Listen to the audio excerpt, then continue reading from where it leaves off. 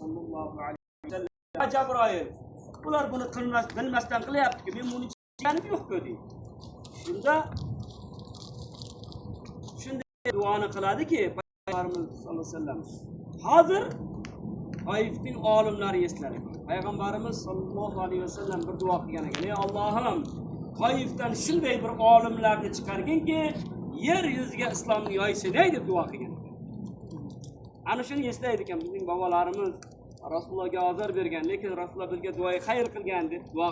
O'sha duoning barakatidan olimlar, ulamolar, Darul Fununlar, katta bir oliy dargohlar bu yerda qurilgan ekan. Juda olimlar ko'p chiqqan ekan. Juda ham olimlar ko'p chiqqan ekan. Qarang, Payg'ambarimiz Muhammad Mustafa sallallohu alayhi vasallam uch kun duo qilgan. Ey Allohim, birorta payg'ambar uni so'ramagan. Payg'ambarimiz sallallohu alayhi vasallam so'ragan. Allohim qiyomatda ummatni menga bergin deb duo qilgan. 3-kuni Alloh taolo ya Muhammad sallallohu alayhi vasallam sizning duongiz qabul qilindi. Sizning hamma ummatingiz qiyomatda sizga, ya'ni sizlarga Allohim bu bandaning ummati desa ana shu Payg'ambar sallallohu alayhi vasallam so'ragan.